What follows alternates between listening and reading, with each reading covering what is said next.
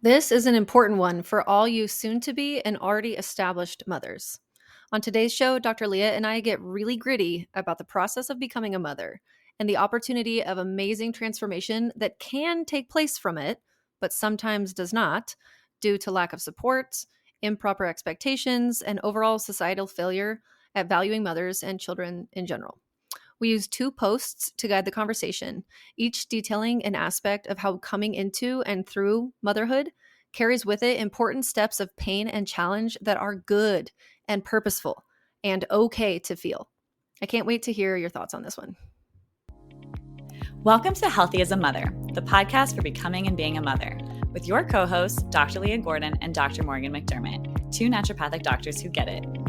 Each week, we teach you how to be the healthiest mother you can be, from fertility and preconception to pregnancy and birth prep, through postpartum and throughout motherhood, empowering you with the natural health guidance and education you're not getting elsewhere, so you can confidently navigate the broken system at large. The real, the raw, the untalked about. And remember, this information is not intended to diagnose, treat, or manage any disease. Always consult with your doctor before making any changes. The metabolic needs of pregnancy, postpartum healing, and making breast milk require more minerals than in other times of your life, and staying truly deeply hydrated during these times is very important. Nowadays, there are more options for this than ever, and ingredient quality and manufacturing integrity is very important for Dr. Leah and I. That's why we love Redmond Relight electrolyte powders. Mined in the USA, Relight contains Redmond's ancient unrefined sea salt with 60 plus trace minerals in addition to the appropriate proportions and forms of calcium, potassium, chloride, and magnesium that pregnant and breastfeeding moms need. Pregnancy demands a huge increase in blood volume and synthesis of an entire new baby, and that requires, you guessed it, minerals. This is the perfect blend to be sipping on during your labor or to have mixed into your bedside water bottle during breastfeeding. It tastes amazing, and my favorite flavors oscillate between mixed berry, strawberry lemonade, or lemon lime. Grab a sample pack option to try them yourself and use code HEALTHYMOTHER for 15% off your order of any of the products that Redmond has to offer, including their OG sea salt, other seasoning salts, natural toothpaste, bentonite clays, and more. Happy hydrating! Okay, we are back again. Yet again, here we are. Hi, hello. Hi, hello. Dr. Morgan is going to lead us in a really amazing conversation about the motherhood transformation and some of the more, I wouldn't call it esoteric, but not as like physical, bleeding and those kind of things, but more, not even maybe mental, emotional, but like more than that, like a deeper Like transformation. Yeah, spiritual and just like, gosh, like what is the word for it? We'll come up with like it at the end. philosophical, maybe side. Yeah, feels like all of it wrapped up into one, because it's all connected. But I think it's going to be a really cool conversation. So why don't you share a little bit with what kind of inspired you to have this conversation in the first place? Okay, well, first of all, happy birthday, Leah. Oh, it is your birthday. You are 35 Yeah. and you live down the street from me in Idaho, and it makes me so happy. And you have 2 kids and 2 businesses, and you're just such a badass. And I'm so happy that you were born 35 years ago today. Feels so weird. I just love you. Thank you. My parents forever, when we were kids, I would always be like, wait, how old are you on your birthday? And they'd be like 29, like always. Yeah. So I talked to my dad today and I was like, how does it feel that your daughter's 6 years older than you? There you go. He's like, did he get it? Yeah, he did. Okay. It was like, that was the age that they were every birthday for like our whole life. And now I'm like, why would they pick 29? I feel like that was like a weird My mom says the same thing. Literally, still every year she's 29. It's so funny. Yeah, that is. I think just transitioning into 30 felt really old back then, and now it's like 50. Like even 40. I know. I was like, 29 is like you're a baby. What's going on? Why did you pick being a baby? Peter Pan syndrome. Yeah. Okay. Anyway, well, today I just wanted to talk about the sort of philosophical idea around transitioning into becoming a mother, and it's timely because Chappell Roan, who's a big musician, she sings that like Pink Pony Club, whatever. Do you know what I'm talking about? No, I don't. I probably would recognize the sound, but I don't. Pink Pony Girl, or something like that. I don't even know the words. I don't know it. Oh my goodness. We are cool these days. We are so not hip and cool. If you heard it, you'd be like, oh, okay, yeah, whatever. Either way, she's young, and she was in an interview recently, and somebody was asking her if she's going to have a family, and she's a lesbian, so she was like, I'm, I don't know about my wife and I, like, where, if we'll be able to get married, because like laws are, maybe up for changing, and which is really sad because they should absolutely be able to get married. But anyways, I think that the next phrase though completely shocked me, and I wanted to bring it up because she was talking about how none of her friends who have children are happy, that they're all in hell, and that they all, like, none of them have light to their eyes, and that they seem just like so miserable. And I think there's a lot of this like rhetoric right now that's going around that's like anti having children and the younger groups and the younger populations. And I think it's trendy. I think it's sort of just this thing that's blowing through social media, whatever. But it made me really sad too. And I wanted to be like, come to my house. Let me show you. Like, come over, because maybe just in the circles that you're running with, you're not seeing how amazing this can be. But I also feel like if you're not, though, if you're not seeing or hearing voices of people who are experiencing like amazing life-changing transformation in this process and are seeing it as a huge gift and opportunity to like level up yourself as a person, then yeah, some of the mundane, just day in and day out aspects of parenting, it is really hard. And then there is a huge, in America, there's a very vast lack of cultural support for young families, for children, for people who have children, for, with unpaid family leave kind of stuff. And so I get it, but I wanted to have something to out there so that people who are not vibing with that, or maybe want to have their opinions changed, can listen to something inspiring. So I'm not calling her out saying that she's like stupid. I get what she's saying. I just wish that she could maybe see be around people who love motherhood and who love their children, and to see that there is like so much benefit there. Because so I made a post about it today, and what I said to her was like, I'm sure that in your pursuits of becoming a musician, you've had sleepless nights, and that you've lost the light in your eyes at times because of the hustle, but it was worth it to you, and you would never take it back. And it lights you up every day, and you love it, and you're so happy you're there, but it's not without sacrifice. It's not without high highs and low lows. And that's how motherhood can be too. Like, that's the same thing being, there's ultimate creative power in becoming a musician. Like, how amazing and what an awesome thing to do with your life. And same thing with being a mother. Mm-hmm. And Yeah, I love that. It's like your creative expression. It is not without its sacrifices, and also its like amazing joys and wins. yes, exactly. And it is really hard sometimes for periods of months, and I think we've all been there, or at least known someone who's been there, where they've had maybe some sort of like actual mental health decline because of having children, or in the time period of having children. And I think a lot of that, though, is because our society doesn't set us up for realistic expectations of what's to come. And we think Mm-hmm. that we can really manage and balance it all and just do it perfectly. And it's like, that's kind of not the point, but also there's so much wisdom in what is actually happening.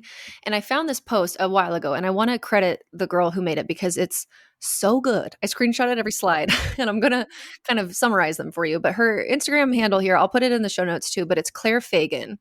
And so, Claire, thanks for making this, because you really got me thinking and my wheels turning. And really, it was like a grand remembering moment, because I was like, yes, like, when you read something that just resonates so hard and you're like, Mm-hmm. that's so beautiful. And there's so much power in that. There's so much power in these things that we do that are hard, Mm-hmm. that offer lessons and transformation. And you have to rise up to the occasion. And there's nothing like that, in my opinion, like parenting.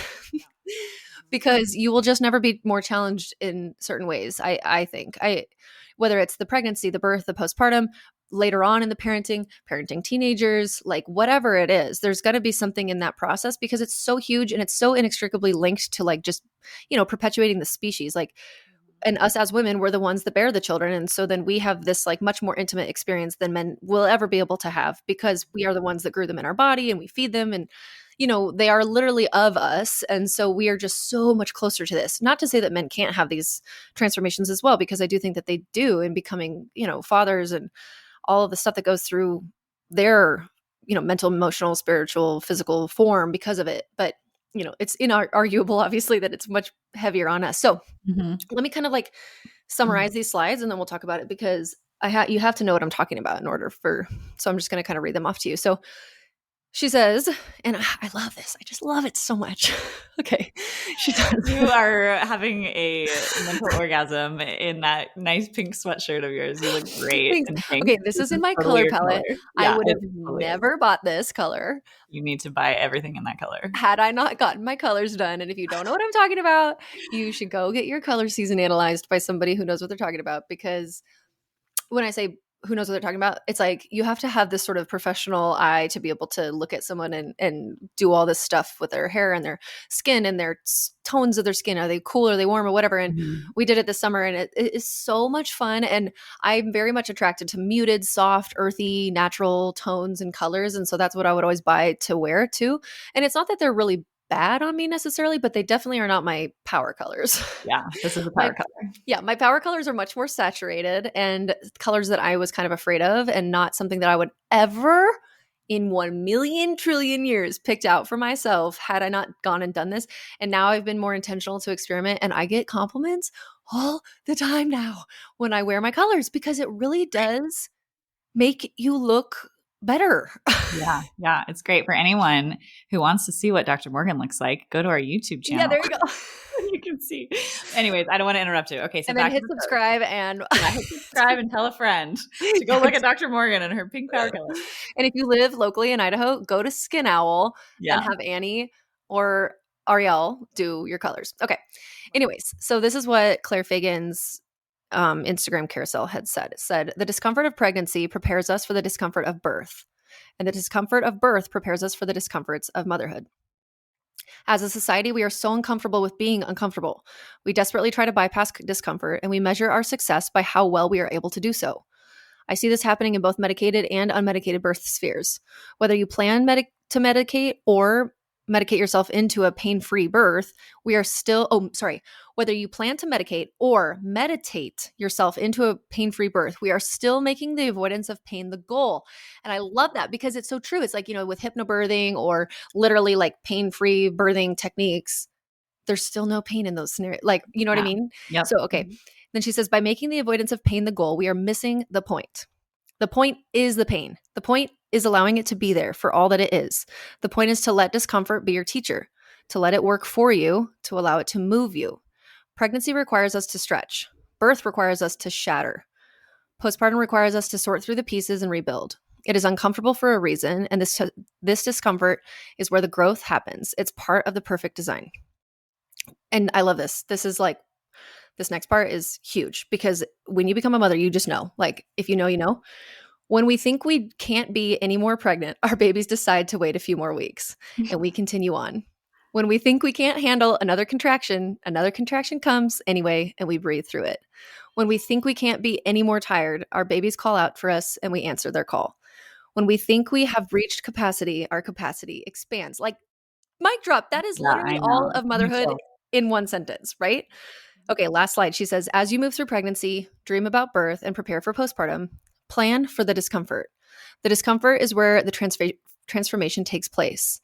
The pain is where we meet our truest selves. Let it crack you open. Wow, that's so good. That's like a poem. You I think know, it that is a beautiful she poem. wrote that? Or is Yeah, it a I poem? think she did. I think she Wow. just She wrote should it up on some slides one day. publish that or something.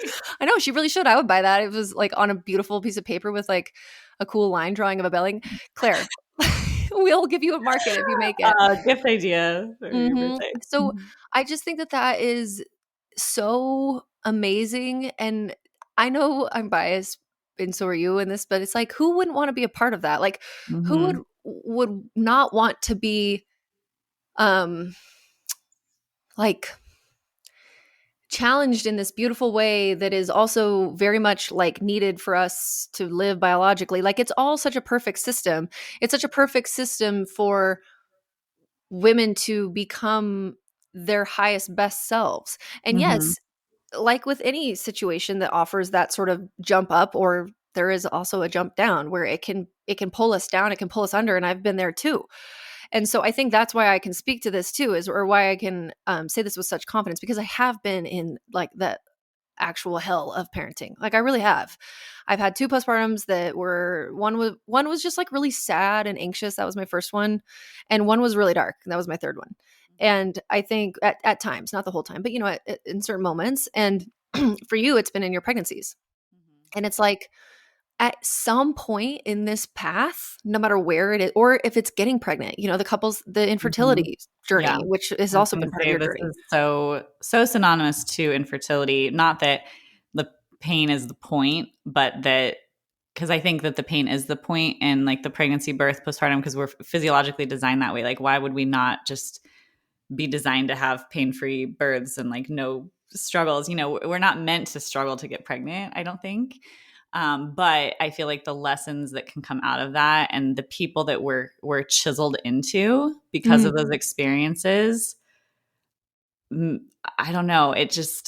It's so much. It's everything. And even like someone listening to this who maybe doesn't have kids, for me, that experience was in entrepreneurship. And I remember I was talking to an entrepreneur friend before I got pregnant, and she's like, you might find motherhood easier than other people because you've already gone through so much of this transformation, this hard stuff with like building your business. And it's sort of like my first baby, even though businesses are not the same as babies. But it's like anything that pushes us and is hard and challenging and makes us go inward and makes us, pull on the pieces of ourselves when we don't think we can. And then we realize that we can. And then it instills this confidence that we approach life and everything differently versus the person who's never had any struggle at all in their whole life. They're just going to be a very different person, and everything that comes at them is going to be handled very differently.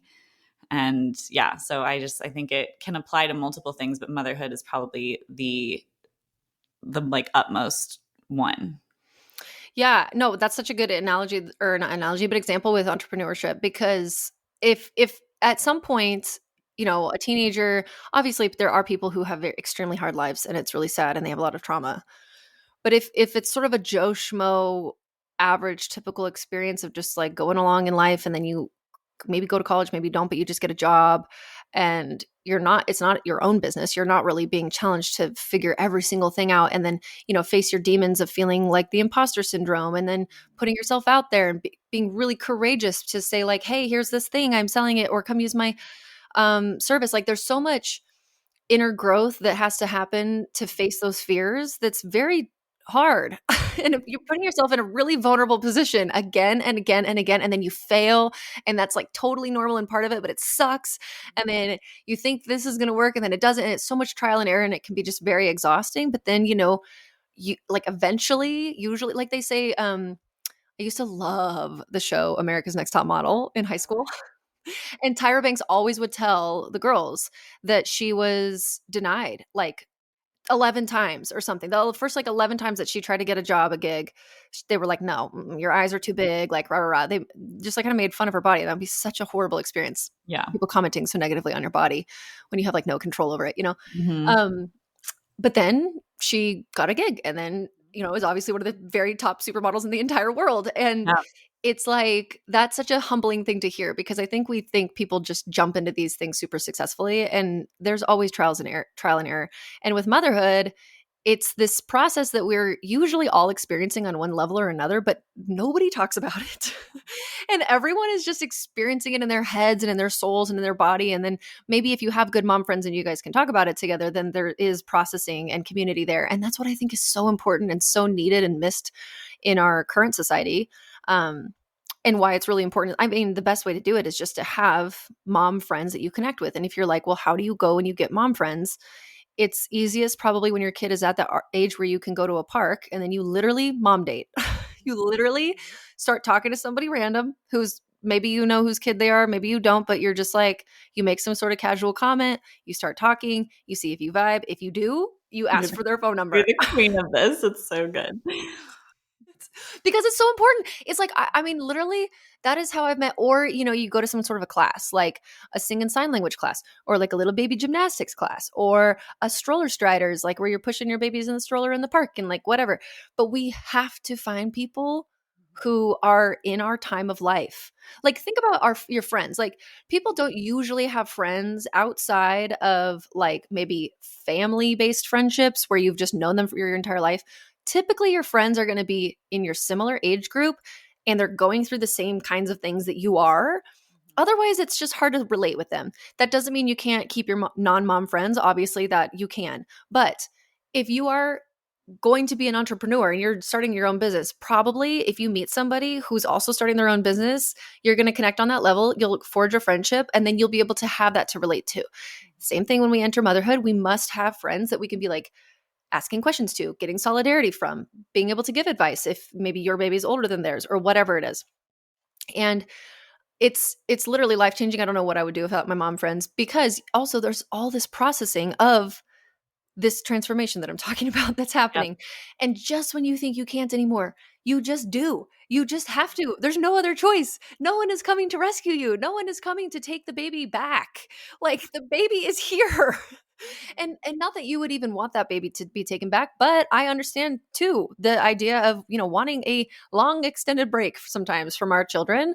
And that's okay, because we were never meant to do this in these kind of isolated realms that we are right now. There was always hands on deck, more hands on deck, and people to give you breaks and to help with these different things, and so that it wasn't always us. And so in a certain way, although our modern life is way easier in a lot of different senses, in a certain way, our modern motherhood, though, we are like so rogue and robust and like gnarly in our abilities to just like keep doing this, when it was never intended to be just like one-on-one or even two-on-one, like a mom and a partner and a baby. Like, that even was not the case. And even if your partner is extremely involved in the caretaking of the parent of the other kids, or your one kid, whatever it is, still, that was not the way that this worked. Like, it was a community event raising a child, because the community saw value in that kid inherently, just because, obviously, because it's a beautiful little bouncy, addicting baby, but then also because they're going to grow up and become a new community member that's going to be functioning in society, that's going to keep the tribe going. And this is where it's kind of wild. This is where like older countries in Europe and other places, and South America, have much better practices and respect and understanding for families, people with young children. I think that it's just they're older, they're wiser in that tradition, where they are not bothered by the sounds of children at restaurants. They're not bothered by children just being children in public spaces. Whereas in America, I feel like there's a very, I don't know, it's not like it's the worst ever, but there's no, like, okay, for instance, in Portugal, if you are pregnant or you have small children, if you're in a wheelchair, if you're older, and then there's another one. There's a couple of these like qualifying things, but you can cut to the front of any line. And if there is like a waitress or a hostess at a podium standing there, and you're waiting in line for a restaurant, she will like be scanning the crowd and the line and seeking out these demographics of people, and like pulling them from the line and pulling them up front and being like, no, we're going to seat you first, because they value their elderly, they value their disabled, they value their pregnant community members and those that have small children, because they know that these are time periods of life that it's like respectful. And it would also be really nice to skip the line in these instances. And when you're not in those phases of life, you're not grouchy and bitter when that kind of thing happens. You look at these other people with reverence and you say like, yeah, go ahead. Like, of course, just as we do on the bus or something, if somebody elderly comes or somebody pregnant, it's like you move, you stand up and you get off you're not in that phase of life right now. That's not how your body is. And so anyway, that's just like one example of how current American culture doesn't have that, obviously, but there's so much reason why I think we have it almost like worse as modern mothers. It is no secret that most women are not getting adequate protein in their daily diets. Protein is essential for all major body functions, including hormone production to maintain a healthy, regular menstrual cycle, and the need for protein only increases during pregnancy, postpartum recovery, and nursing. When it comes to collagen supplements, it can be overwhelming to choose the right one, but let me make it easy for you. The Needed Collagen Powder is my top recommendation for a high-quality, easy-to-mix supplement that supports your body in so many ways. Each serving provides 15 grams of collagen, delivering 8 of the 9 essential amino acids that your body needs. Collagen plays a crucial role in tissue repair and strength, thanks to the key amino acids like glycine and proline. It's important in supporting natural collagen production, which can decline due to hormonal changes in pregnancy. It promotes joint health and comfort during pregnancy, aids the postpartum tissue recovery process, and it supports healthy hair, skin, and nails. The Needed collagen powder is grass-fed, sustainably sourced, and rigorously third-party tested for heavy metals and completely tasteless, making it easy to mix into coffee, oatmeal, or smoothies. Head to thisisneeded.com and use code HEALTHYMOTHER for 20% off. Again, that is thisisneeded.com and use code HEALTHYMOTHER for 20% off. Totally. Yeah. And I mean, it's tricky. Like you're saying, there's the pain of pregnancy, the pain of birth and postpartum, and it's for a purpose, which we can come back to. And then also there's this level of that's hard, and it shouldn't be like so hard, especially after the baby's here, where we just as a culture aren't supporting that. So then, you're talking about these women who are saying that it's miserable having kids and they're really struggling. Yes, a part of it is our culture doesn't set us up to see the benefit in struggle. And also there is so much struggle that there's not a lot of support that it does. Like, I think a lot of mothers go down that path. All they're thinking is like, what am I going to color my nursery? Or, what crib am I going to buy? And then they're just rocked by whatever their experience is, whether it's a hard pregnancy, a challenging birth, hard postpartum. And then they're thrown into a culture that doesn't necessarily support them, whether that's with time off with work or, partner support or community support. And so it's like they feel like they're drowning and they can't get up and they can't support. And then all the, mom friends are so important, like you said, like absolutely essential. And then it also depends on the circle of people that you surround yourself with, because there are, we're so blessed. And I feel so blessed that I've always seemed to attract really amazing, inspiring female friends. And yes, it's hard. And it's like, this sucks. And they just sit there with you and they say, yeah, this sucks. This is hard, no matter what you're going through, whether it's, a chronic illness or infertility or motherhood. But then they also have inspiration or maybe a positive outlook to bring as well, versus just sitting and like wallowing in a sad hole, And that's where having other people around that are inspiring or that have this wisdom, or even just like a woman who's maybe not in your season of life, but came slightly before to prepare you for that so that your life isn't as shocked. We've talked about this a lot on the podcast, that suffering a lot of times is your experience and your reality is different than your expectation. And that's what creates suffering. And I think we just don't do a good job of creating that expectation and that reality of the realness of the hardness of it, even though it's so beautiful and amazing.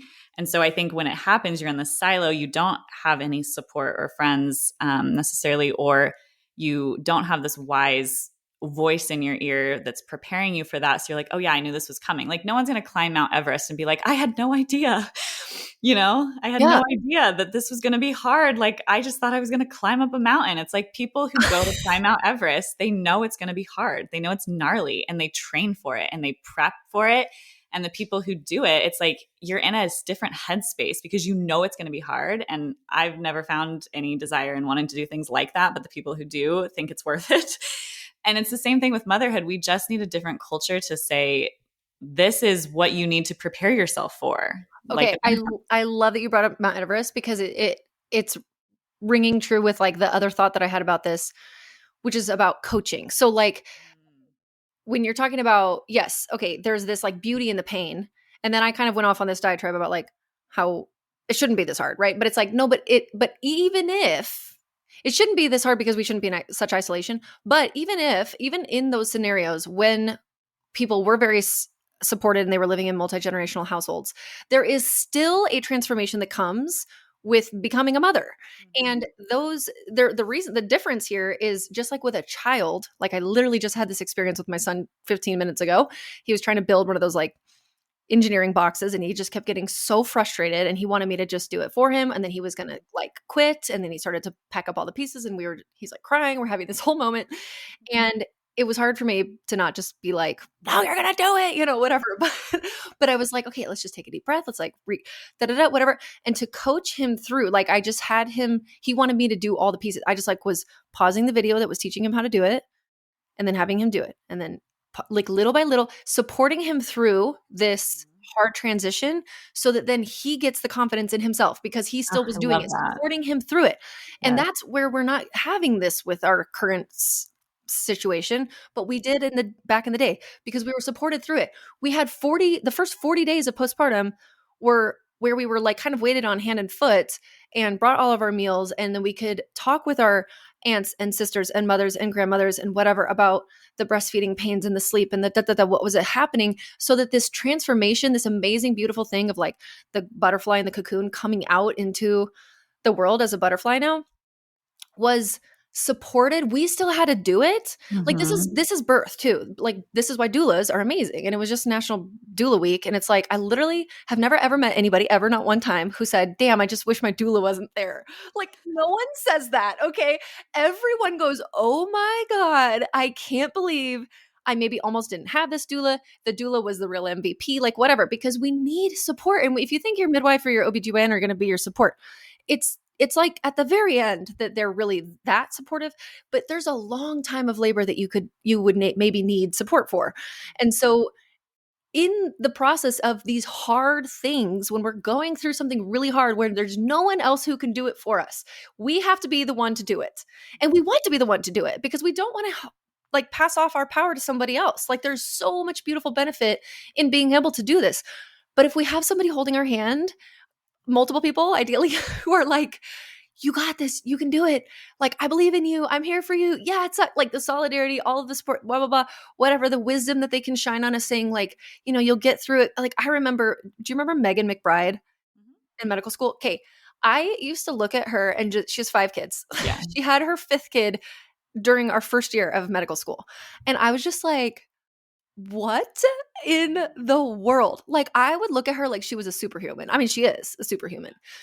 And then towards the end of school, we started to get into these like Marco Polo chats. We'd have these like really long chats about motherhood and all sorts of different things. And she just had so much wisdom because she had teenagers and she had toddlers and she had been through it all. And she was in medical school. And I was just like, I don't get how you're doing this. And she's like, you just do. You just keep doing it. What people with twins say. I'm always like, how did you do it? They're like, you just do.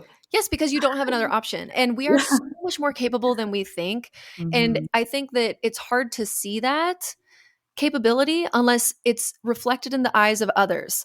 And when others can hold up the mirror to us and they can say, no, you can do it. And guess what? You're going to. You're going to.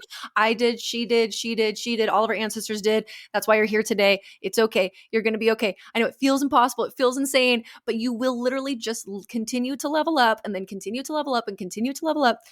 And when we do that with support, it is such a different feeling and vibe. And literally probably on an epigenetic DNA level, something is happening in our bodies that is beneficial, where when the exact same scenario, if we could go back in time, if we had a crystal ball and we could take that exact same woman in that exact same situation and give her no support and see what happens, I bet you anything, the epigenetics are on the negative side. They're ticking off all of these genes that we don't want to be happening. And now she's in chronic disease, anxiety and depression, autoimmune diseases that were sort of predisposed are now flaring, and metabolic issues and like whatever, and co-infections are flaring, and all sorts of different stuff is happening. And it's simply because of this lack of support. Which, do you remember in college watching that documentary that was called Us or We, or do you know what I'm talking about? Where like it was all about human connection and how humans are like inextricably linked. Yes. What was that called? Yeah. Well, didn't we watch it in a movie theater and they like poke someone's eye and then everyone's like, ah, and then you're like, that's a mirror neuron. And we're like, I hated that. Yeah, so they showed it like at our college at CSU, Colorado State University. Gosh, yeah. We go way back, Morgan and I. We do go way back. Regular college. I know. We were like 19. I'm going to be mad.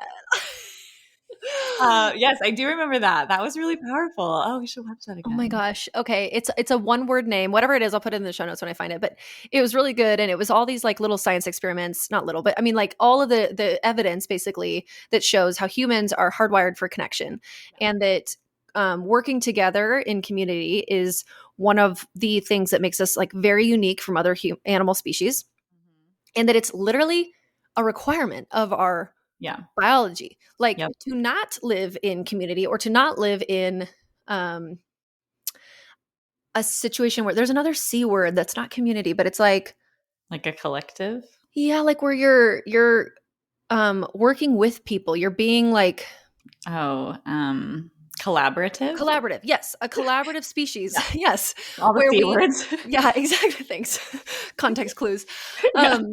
where it's like we have to. And when you look at the blue zones and all the rah rah rah, all the places all around the world where the people live to be 100, like, in a significantly statistical amount, that is one of the huge components, is that they have a community and that they feel important still, and that they're contributing, collaboration, collective, Yep. community. There's all these C words, I but love they're it. so important to humans. And I think throughout motherhood, we are just severely dropping the ball with this, Mm-hmm. because it is such an opportunity. It is such a beautiful time for someone to become extremely empowered in who they are, and to step up into that and feel this like very deep level of confidence. This is what I try to teach in my 6-week pregnancy call in class, is like the beautiful side of motherhood and all of the things to be prepared for, so that we can have this experience of being very, very like your life is going to completely shift and change for the better. Like, Yeah. ignore all these other people, maybe not, don't ignore them, like hear them, but then like look at the other situations that are going on in their life, and then understand that that's probably why that was the way for them, Mm-hmm. or whatever it is. Because it's like, yeah, that it would be like someone who didn't train to hike Mount Everest being thrown on Mount Everest and being like, what the actual Yeah, F? with no food and no Yeah. water, because that's the support, right? Or a Sherpa or Yes. whatever it is, like the support is needed and it's impossible. No one's going to win, you Yeah, no know? one's gonna feel like that was cool or fun. They're gonna be like, that sucked. Yeah, And then they're gonna come home and they're gonna complain to all their friends, guys, climbing Mount Everest totally sucks. Don't totally. do it. Yeah, I love this. I think it's so important because, and I think I'm trying to paint analogies for people, anyone listening who's maybe hasn't been through motherhood. We talked about entrepreneurship, but I know that's a small minority, but maybe exercise. Again, this isn't my world, but people who are running marathons or anything like that, Yes. where there's so much of an acceptance in our culture that exercise is hard. It's going to be hard, but it's worth it. Yes. And you get all these amazing benefits, feeling good, having energy, looking a certain way, like whatever it is that exercise gets you. And it's so hard. And we wouldn't thrive unless we're supported in that. Like we have someone who we can, drive to the gym, or we have someone who's helping us with meals, or I don't know, not everybody has support with exercise, but I'm just saying, like, we have to have support in the sense that the hard thing, like doing the hard thing, is the point. Like that's literally exercise. Yeah. It is meant to be hard. If you're like, I want to exercise, but I don't want it to ever feel hard, it's like, There's okay, no well then transformation that there's no comes from that. It's like, what's the transformation. point? Yeah, there's no benefit. So this is the thing. Living a soft, easy life is boring. Yeah. Okay. You don't get anything. You don't have anything from that. You get nothing. You just live this little like slug life. Like, no. Yeah. No, don't No. do that. When people have no adversarial, this is like the rich and the famous. They get all this money. Yep. They have anything that they want at their disposal, and nothing has any meaning. There's no meaning anymore to working hard because you don't need to, because you have all the money, or like, saving up to buy something. There's no meaning in that. There's no meaning in like having certain stuff, because you just get anything you want at any given time. And this is why their like addictions go completely wild. And then, even with sex and weird stuff, they just have to push it more and more and more because nothing stimulates them anymore. And then they get depressed and kill themselves. Like, that is what happens, because that is not the way that we are meant to live. We are meant to live where things have inherent meaning and value, and we are challenged, and it's okay to feel challenged. It's really hard though in situations where people are challenged again and again and again with no support. Yeah. And then it's like, Exactly. that is sad, and that is not the way it's supposed to be. But we have an opportunity in postpartum and pregnancy and breastfeeding and all of throughout motherhood of holding each other up and supporting each other, so that this transformation has this like positive vibe and effect through it. And sometimes it is ourselves, like, I was thinking about with your exercise analogy, sometimes it's us pulling ourselves up by our bootstraps, and we Mhm. are kind of alone, and we just have to like do it. And then there's pride and confidence that we can feel in that too. There's people who Mhm. like do body like, what was it called, like competitions, like because they lift weights, heavy weights. Those people, I don't know. I don't We don't know. know. Or like CrossFit games or whatever, or like people, and there are going to be people who've never hired a trainer, who've never had anybody else meal prep for them, and they just do it all on their own, and they're totally self-taught. Okay, that's the idea, like being self-taught. And those people are far and few between. We look Yeah. at them with a certain kind of like, whoa, Cool. Wow. That's amazing because it's rare. Because most people need support and that's okay. And also want and wish for that kind of like camaraderie or, whatever it is around them. But like, there will be people that do that and it's fine. But I guess I just think that like this idea that going through something hard, like because having children is going to change your life and it's going to be hard. So let's just not even do it Right. is missing the mark on all sorts of levels Yep. because it's like, okay, yeah, have you literally never done anything hard before? Like, have you Yeah. never done something that was hard but worth it to you? Like, Yeah. you just Like, let's want to not live. learn how to do pottery because it's hard. Let's not stand up and walk outside because it's hard. It's Let's hard, not right? It's like like, you've never challenged yourself ever with anything, like because it was going to be worth it to you. yeah. No, I think it's so important. I think this conversation is incredibly important. And I just want to piggyback on that. I don't know why I keep coming back to sports, but like the Olympics. That's so funny because you hate sports. I'm not even in sports. I like it totally, but I think it's something people, I think sometimes it's hard for people to understand. Like people know more about the Olympics than they probably know about becoming a mother, which is really messed up. Yeah. Like it's really messed up. Maybe not me as much because I'm just not into sports, but okay, look at any Olympic athlete. They have a coach, every single one of them. There's not one person that's like, no, I'm just alone and I've never had any help ever. Like, Yeah. you don't get to a level of excellence like that. And in motherhood, the level of excellence, in my opinion, is like peace and happiness. And, Mm. The hard stuff, it's not like it's going to be without hardness, like you said. And the hardness is what chisels us into the person that we are and that we need to be. And it also, it's not pride as much as, I don't know. Mary talks about this. I totally have a crush on Mary. Mary, if you're listening to this podcast, come on our podcast. Wait, Mary, Reddick. what's her last name? Say it. Mary Reddick. Okay. Yeah. But she is the one who studies traditional cultures, like way, way traditional cultures. And she talks about how young men, their bonding is through vasopressin. And vasopressin is a female bonding is more through oxytocin, and a male's bonding is more through vasopressin. It's a different hormone. Is it still released by the posterior pituitary, vasopressin? I think Or I one think of it the is. that would just be interesting because like they Yeah. both are coming from the Mhm. pituitary. Yeah, but she said that young men, the way that vasopressin goes up, which creates bonding, is that they have to go out and do a hard thing. Like they have to go into the woods and like build a thing and survive for like a year on their own or something crazy, which I know that's not like support, but that's different because they're men. Not that men don't need support, but they just have a different wiring. But they get their vasopressin through doing hard things. We get our bonding hormone that makes us feel good. So vasopressin makes them feel good. They want to come back. They choose their mate and they like mate for life. She's like, you never see infidelity in traditional cultures. Like everyone's so happy. There's hardly any mental illness. Like there's so much love and happiness. But these little kids at young ages do hard things. These boys go do hard things. And the women, their bonding and what makes them happy is connection. And it's community because that's oxytocin. So you don't get oxytocin by going out and doing a hard thing by yourself. Like that's vasopressin. That's for the men. That's why they go out and like hunt and gather, and women stay home, stay back and like commune. And yes, I know we're in like the 21st century and it's like women can do anything men can do. And I get that. But at the same time, I think that's part of what's in our culture that makes motherhood hard for women is that we grew up, at least in our generation, to be like, no, you can do everything a man can do. And like, go have this job and do all these things. And like motherhood is almost like a side thought. Like, oh, well, when I want to be a mom, I'll just do it. And it'll just be a thing that I tuck into all the other things that I do. And then it rocks their whole world. And they didn't have the community set up or the support or anything like that, because that's not necessarily what the male brained focus of our society has.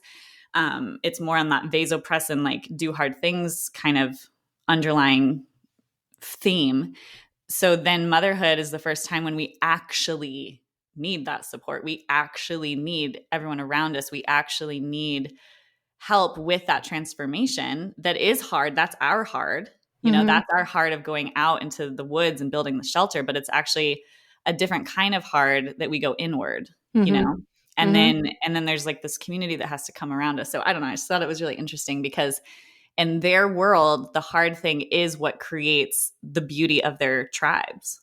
Yes. Yes, I love that. They say that the man, when he goes out as a young kid or whatever, like a teenager, that's what creates his vasopressin that creates his connection where he comes back and chooses his wife. And then with a woman, it's birth. It's like, that's her hard thing. her hard thing that like makes her this like super valuable member of their society is that's her hard thing, but that there is so much community and connection around it. So I don't know. It's like the walkabout or, the rite of passage ceremonies in any of the cultures where it's like you got to go do something to sort of like prove yourself. And I feel like that is more the situation with men. I looked it up. Vasopressin is released by the posterior pituitary as well. Okay. So they both are, which is so interesting. It's like one of those hormones we learned about in school, but no, I never put it into my memory because I don't do a well, lot of it's just things interesting else. that they both come from the same place, but like for men and women, it's just different. And I love that you said, we were taught, millennials is interesting for us because we were very much the message was you can do anything. You don't need to rely on someone else for your income. You can have it yourself. And I understand where like the intention was there so that we didn't get into a situation where we like had to rely because that didn't go well for some people. And, as a parent, you don't want your daughter to be like beholden to some sort of a scenario. You want them to feel like they have financial freedom and whatever. I get that. But yeah, the message was always very much like, we are going to work full time for our whole lives and then somehow also cram in motherhood. Yes, exactly. It's like, what do you want to be when you grow up? This is like, I call back to this all the time. I remember literally like they would give you sheets in school and mother was never on that sheet. Oh no, never. Not Absolutely at all. not. It's like, oh, you want to be a mom? Okay, well, and a mom. Like I'll have engineer with a side of motherhood. Like what? Like instead of I'll have motherhood with a side of, I don't know, something. But I get it. Like I understand all the reasons too. Like I totally get it that Mott was my family and I love my dad. You don't need a man. You can do your own thing. You can be anything you want to be a doctor. Okay, daddy, I will because I want to make you proud.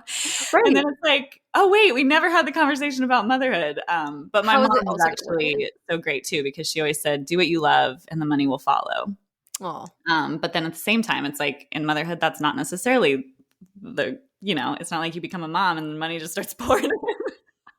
So it's just different, It's so cool. I know.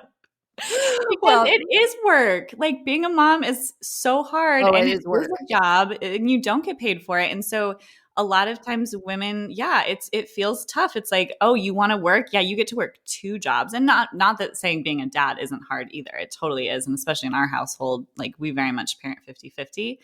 But yeah, it's like I can imagine these young women who are, they go to college forever, try to get a job, working really hard, trying to survive in this crazy world.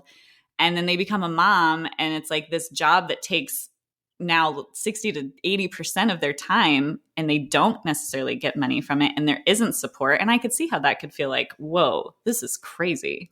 Yeah, it is crazy. It's crazy that we expect that to just work and we don't give. Because and then, when on a pedestal, like motherhood's not put on a pedestal.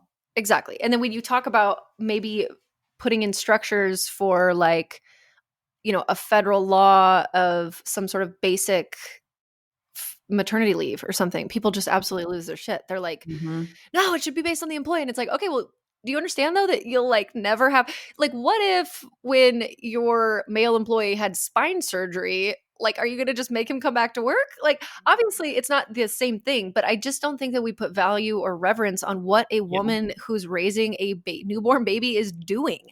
We don't value it. We don't care. We're just like, no, just go put him in daycare and then you pump and then you're fine. And it's like, okay, I'd like to see you do that and not feel emotionally and spiritually completely shredded to be separated from your baby. Like as if it doesn't matter, as if there's no value in the mother baby being able to be together for the first year, which I think on all sorts of anthropological, studies would show and the benefit of that. Like there is value in what, stay-at-home moms are doing. And I just don't think people understand how like continually outsourcing the raising of your child to daycare and preschools and like whatever it is in those little years is not like what the goal of the society would be. We have to do it right now because we're in a dysfunctional society, because we do have to work two incomes usually to make one household work. But this is dysfunction. This is not like, cool, humans are really doing a great job. I can go put my baby in daycare. Like, your baby needs to be with you, ideally. And I understand now, like, some people are going to listen to this and they're going to be super offended. And they're going to be like, cool for you to say, and rah, rah. Yo, listen, we completely changed our entire life and moved to Mhm. Idaho so that we could list. We have made so many sacrifices. We do not make very much money. We are like very much putting, for us, Mhm. the being around our kids constantly as our top priority. Yeah. We could be doing different things. My husband could have climbed the corporate ladder multiple times over and has not, specifically so he can be home with our kids, because that's what we value right now. Yeah. So I'm Same. just saying, like, Mhm. I get it. And at the same time, you can make choices that are different, but also don't be mad at me, be mad at the system, because it's Mhm. true. It like, there's this researcher, I forget what her name is right now, but she's been making all this content about daycare and how, like, it, daycare in and of itself isn't necessarily inherently bad. It depends on the daycare. And whenever I see stuff, I'm like, yeah, of course it depends on the daycare. If the daycare is filled with like loving grandmas who are actually going to be like really sweet and attentive, then sweet. But that is not the reality of what's happening in a lot of daycares. Mhm. And we have to be really picky and choosy, because little babies need constant holding and attention. And they're just not going to be able to get that in a lot of situations. And we need to value being able to have mothers stay home and be financially okay and not completely gut their savings account because they decided to make more people for the community in the future. Like, that Yeah. is not a like oh, and you decided to make kids. So okay, Karen, who do you think is going to take care of all this other shit in the future if there's no other people here? Because right Mhm. now we're in the birth dearth. The birth Yeah. dearth, DEARTH, is that the birth rate is not replacing the death rate. And so we are going to be in kind of SOL at some point here. And that in and of itself, it's really, really hard. This is why societies should never be as large as they are. But, whatever, we're here. We're not going to go back to tribes and villages. But tribes and villages, anthropologically, were between 60 and 300 people, Yeah. because that was sort of like the human number that could maintain itself and Mhm. work and have enough people to kind of like keep it going and stuff. But then also like matter and care. And this is where, when we're talking about stress reduction, which I know you like to talk about a lot and it's super important. It's like, we are not meant to hear about every No. horrible thing happening all over the world. Like, No. that is not something that our human psyches can handle and take in and not expect mental health issues after that. Like, Yep. it wears on us. Like, we cannot, because we never ever did. We were never responsible for all of the hardships of that many of 7 billion people. And Mhm. now we are. Especially new moms, as we talk about the Oh motherhood yeah. transformation, especially pregnant, postpartum moms should never be watching the news, because Yes. it's such a delicate time. And she did go through something really hard and she needs the community and support because she's going through something hard. But you know what isn't looked at from our society as something hard? Her experience, because there are children dying in this country and there is war over here. And how dare you want to go take a nap, and it's like, oh my God, no wonder we are struggling because, yeah, in a tinier society, it's like, oh my gosh, like I imagine like my neighborhood being a society. They'd be like, oh, Leah just gave birth. We all should like bring her food. And Mhm. wow, she needs to be napping right now. She's dealing with the biggest stress of our community right now. She needs all of our support. Not like, I don't have time to take care of that pregnant woman down the street. There are people dying in another country that I've never met, And like that is like people are so fatigued by all of the stuff that they don't have the capacity to even care for those in their own community. Yeah, literally in their neighborhood. Like, Yeah. how many people do you actually know by name in your neighborhood? Like, Mhm. probably not that many. Actually, you kind of do know a lot of them. I No, feel I like don't know anyone in my neighborhood because well, everyone in my Mike neighborhood, does. and I don't think, oh, we know some Mikes because everyone's Mike, but our neighborhood for some weird reason is just very like not. I grew up though in a very connected neighborhood. Well, no, but I But think your neighborhood is that. My point was to say, like, maybe you probably don't actually know very many people, because I think that that's sort of normal now. Like, yeah. my childhood house, my parents still live in, and when we were growing up, we'd have like block parties all Oh the yeah. time. I knew everybody, and now I'm like, I mean, I don't live there anymore, but my parents still don't even know who a lot of, they know some, but it's like, wait, what? That we've lost this connection to our, immediate surroundings and Mhm. culture. And this is a problem I have with myself, where I don't know how to kind of like reconcile these two ideas, because what's that called? Like cognitive dissonance, maybe? I don't know. Mhm. Where Yeah. it's like, I see the value so much in the physical. I mean, and I do have friends and like rah, rah, rah, whatever. But what I'm building online is like a disconnect. That's online. It's Yeah. online and it's disconnect, but it's like I'm trying to build this sort of like online village Yeah. for support for people, for Yeah. mothers. Hmm. But it's still very much removed from what would be the most ideal, which would be local. Yeah. But And even, it's I mean, that is a great step in the right direction because a lot of women don't have anywhere to go. You know, yeah, they I don't have mean, I anyone to guess. talk to. But yeah, it's like ideally it would be in your community. And yeah, there's like so many things that I wish It's we ideal could. to be like literally sitting in the energy of other people, like the actual vibes. It's because of energy. Like when people have good Mhm. vibes, when they say that, it's like because you literally feel good being around Yeah. them because you're perceiving their, energetic body, their frequency. Yep. And there's a lot of benefit in that too. But okay, one other thing that I wanted to say about this is that there was another post. So I'm going to put both of these in the show notes, the links to the post. Maybe that's how I'll do it. This is by El Breggy, which yeah, she's got a big account. But she's talking about, I thought it was on par with this. And so I wanted to bring it in here too, because it's a nice way to end, I think. It's this idea here. Let me just read it. I don't know how to say it any faster than just reading it. So it says, when I talk about the tender yet magical time during postpartum, I always use the visual of being on a boat surrounded by mist that is in between two lands. The one behind you is your old life prior to birth, and the other land is your new life. At first, you might not see it because there is mist blocking the view. Soon it will start to clear, and you will see new land ahead and eventually get off your boat and walk solidly onto new land. The trick is to be on the boat and not try to paddle back to what was, as much of that is gone. If you push too hard and get to the other side, you will miss out on the important steps of learning about, forming healthy attachment, establishing breastfeeding, and bonding with your new baby. Your body also needs time to heal from not just birth, but all of the other changes that it went through to make and carry this baby. How long will you be on the boat? Some women, a month, others, 3 to 6 months, and for some, a year or more. So don't compare yourself to others, as they are not you and they are not raising your unique child. I can promise if you allow yourself to just be and drop in, you will come out the other side more healed, confident, whole, and vital as a mother. So I guess it's Hmm. just I really love like, that. I think all transitions suck. Yeah. Being in any form, I mean, think of one transition of Moving. any type in life that doesn't suck. Yeah. Like Yeah. being in between businesses sucks, being in between relationships sucks, being in Moving between, schools. Like I'm thinking as like a teenager, like things people relate to, moving houses, moving yeah, towns. being an adolescent is a huge, long, slow transition that sucks.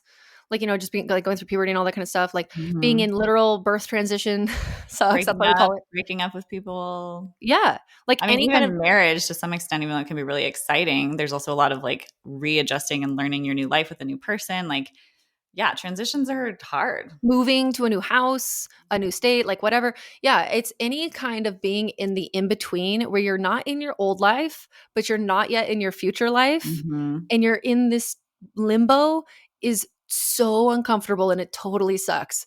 And that is kind of how all of new early motherhood is, because every day your baby is a different baby and every day you are a different mom. And then just as feel like you're finally getting the hang of something, it changes, like they go through a leap or they get a tooth or they get sick or something happens. And then just as like, you're starting to understand your body a little bit more, like your milk supply kind of changes physiologically, like the way that the milk is made, not necessarily that it's dropping and you're losing it, but just like something about that changes. You get your period back, or like, this is happening, that's happening. Now you're starting to exercise again and try to figure out like, what is this in my new body? And like, whatever. It's basically all one huge transition all the time. And there's something inherently about that is just hard.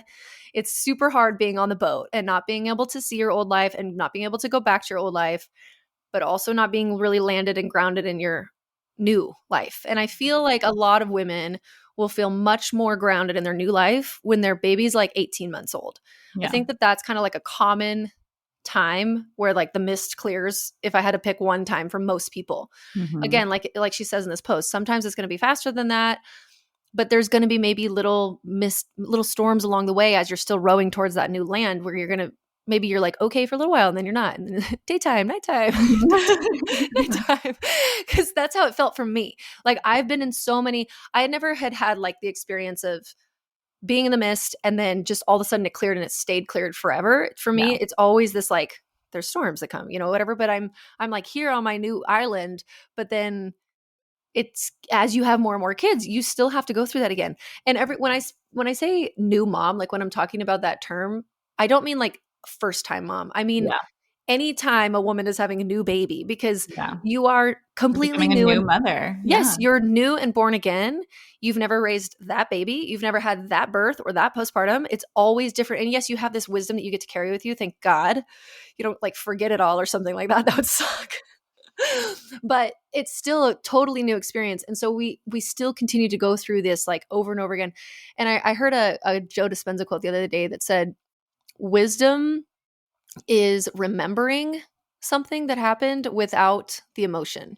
I like that. Like doesn't have Whereas the like trigger. when we think back on something and we have a ton of emotion about it, like if we're triggered or something, then we're not there yet. Like we're very much still kind of at like the claws are in deep from whatever that emotional experience was. But wisdom is to be able to look back on things and just like not have that emotion and kind of like move forward in that. And I think that there's a lot of benefit there of having further kids, because you do get to experience feeling that like sort of sense of confidence in that. But Yeah. anyway, I just wanted to bring up Like all of this because scars, not wounds. That's yes, what I like that. exactly. They've scarred over and they're always there. They're always going to be a piece of you, but it's not like it's a bad thing. That's one thing that's a recurrent theme in all these fantasy books. It's so funny about I the know. scars of the Oh my people. God. What, that must be something psychological. It's in There must literally be every something book. that they choose that's like, this must be a thing that this person is scarred. Yeah, and some kind of like obvious place, on their Yeah. face. That's Yeah, so and that they funny. never want to get rid of them because or they just draw a lot of attention to them. But I think it's just because it's physical signs of where you've been. And this is kind of like with motherhood too, there's often always some level of permanent change to your body, whether that's something really obvious like stretch marks, Mm-hmm. or if it's something more minor in like or not maybe minor but not as visibly seen, but like something with your pelvic floor or Mm-hmm. your diaphragm. Like for me, my diaphragm and my rib cage is like so different now, and it's really weird, and it causes breathing stuff for me. Or like your feet are bigger, or Yeah. like whatever it is, gray hair, Yep. something. Um, but we can look at these things as beautiful signs of life. Like we have had experiences and we've done things and like we're badass. So anyway, Mm-hmm. okay, I don't really know how else to wrap up this episode, honestly. No, So I we'll think it's just great. We leave you all to ponder. Talk about it amongst yourselves. Go get yes, some women and have like a a powwow. book club about the podcast and dissect it, break it down. I don't know. Yeah, because it's just I don't know. I think it's nice to hear, and for people who are entering their first experience of motherhood too. Hopefully, this will be helpful and not scary. I hope none of the It's stuff all that we worth put out it. is That's one scary. thing that I want to know, or what I want to leave with for anyone listening who is not yet a mother or is maybe new in it. A lot of women during our infertility would tell me about how hard motherhood was. And I was just like, oh my God, I don't know if I want to do this. I don't know if I want to go through all this. Why am I trying so hard to make this happen when everyone seems miserable? But it's just because for so many women and people in general, we don't really process the good stuff. We're not like, oh, I need to talk to you so badly about how happy my life is. It's more like I'm really struggling, and so therefore I'm reaching out, or I'm really struggling, and so therefore it's on my mind, and I'm talking about it, because in the good times we don't necessarily feel the need to share all the time, even though we should more. Mhm. And so for anyone listening, just know that all of the pain, all the suffering, everything that you go through, pregnancy, birth, postpartum, all the motherhood, stuff is so worth it, in my opinion. That has Oh, been my same. experience. So And so worth it. I would never, ever, ever, even with the hard times, and like my baby's not sleeping right now, and that sucks because it's like, wow, I would love to sleep. And I go out and look at him and I'm like, your face literally, I can't. You make me so, I just want to eat him in such a good way. And he's just the very best thing. And there's no joy like having a baby in my experience. So it's I worth it. agree. The good It's stuff is also worth it. it's also really hard to explain the good. Like Yeah. it's so hard, and it's one of my favorite things about friends because I had kids like really quite young, and I don't even really remember having thoughts about that process being like, wow, I'm really jumping into this, but we just did it. I don't know. Yeah. But so for me, for waiting for my friends that haven't had kids yet, like when they do, and then talking about it with them, and they're like, you were so right. It's the best thing in the whole world. And I'm like, yeah. I'm like, yes, look at it. Like, tell me more. Tell me all your thoughts. Like, it's my most exciting thing to hear everybody's thoughts about it, because it is hard to explain and nobody really talks about the good side of it. But there is something that is just it's you want it. Let me tell you that. I'll just tell you that you want it and you'll never go back. Like there's no way to go back, So no matter where you are on this journey, if you're entering the process, if you're on the boat right now and you're struggling, if you're kind of like already past this whole thing, but this is like relatable because you're like, oh my God, yes, that's exactly what was going on. We hear you, we feel you, we see you, we are you. Mm-hmm. We are literally in the middle of it all still. Yeah. And we just appreciate you guys all being here. So thanks. Yeah, thank you. Are you pregnant or trying to conceive and looking for reliable, engaging education around how to have a healthy pregnancy and prepare for the future aspects of motherhood to come, like birth, breastfeeding, and postpartum? Well, then look, I've got you. This is exactly the education that you'll receive with my 6-week pregnancy call. You get access to my most comprehensive resource of everything I wish women knew before heading into motherhood. It's simultaneously a pregnancy health course, birth prep series, breastfeeding 101 course, and postpartum planning class all in one. And now it's available not only during our live rounds, where you get tons of one-on-one support from me and a small group of like-minded women, but also in a lessons-only format. The lessons-only version of this course is just that. It's all of the content, but it's without the Q&A calls and without the group chat. This version is available on my website at all times too. So log on to www.milkmedicine.com/lessonsonly to check it out, or you can go to the show notes for the link. I hope that you'll enjoy it. Thanks for listening to this episode of the Healthy as a Mother podcast. In order for others to hear this information, please leave a review with Apple Podcasts, subscribe, and send to a friend who could benefit from this content. We're so excited to share more on becoming and being a mother next time. And please remember that the ideas and views of this podcast are for informational purposes only and are not intended to serve as a substitute for medical care of any kind, including the diagnosis or treatment of any illness or disease.